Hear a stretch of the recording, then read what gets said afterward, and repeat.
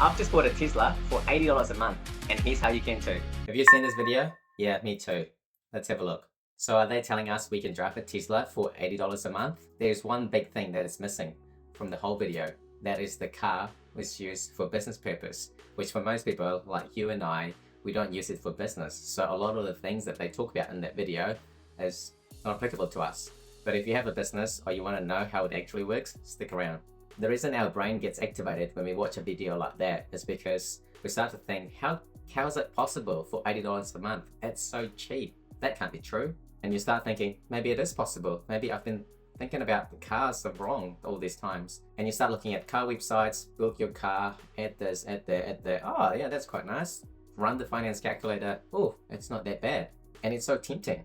I'm gonna be honest, it is tempting.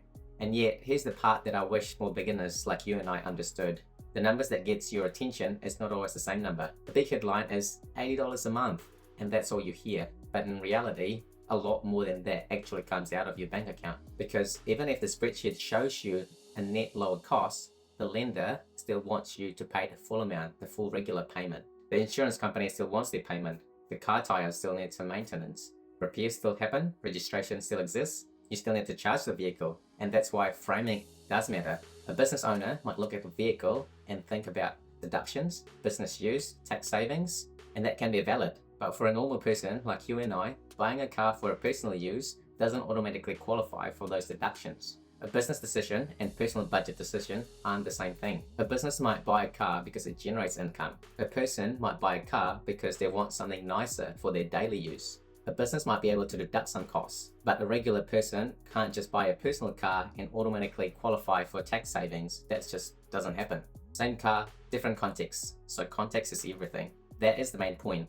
Cheap car only works if you use it for business use. And that changes the tax conversation. Depending on the country, business structure, tax rules, you might be able to claim certain expenses. Maybe interest, maybe running costs, maybe depreciation, maybe part of the vehicle costs, maybe. And that's the key word, maybe, depending on business rules.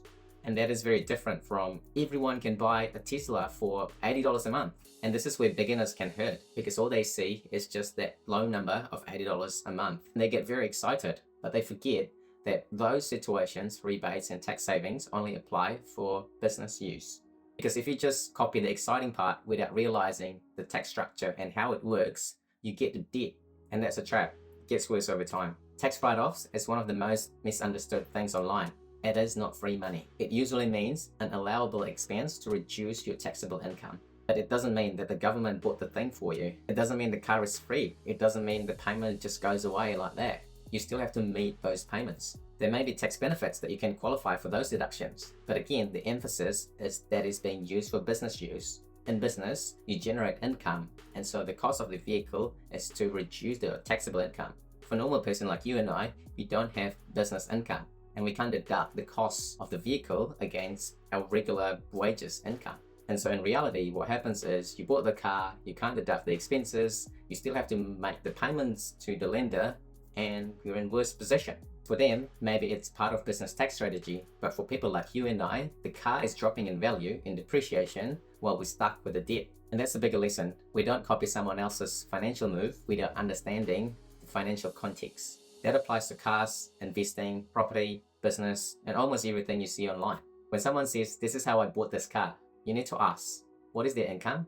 What is their business? And what tax rules apply to them? Same vehicle, different context, different outcome. So before you copy any car finance hack, ask yourself these 5 questions. First, is this car for personal use or business use? If it's for personal use, don't use business owner tax logic to justify it. Second, what's the actual monthly cash leaving my bank account? Not the clever net number, the real payment. Third, what's the full ownership cost? That means loan, fuel or charging, interest, maintenance, tires, registrations, and all those costs. Get it up together. Fourth, would I still buy it even if nobody saw me driving it? This one hurts, but it's very useful. We often say we're buying reliability, whereas in reality, we're buying identity.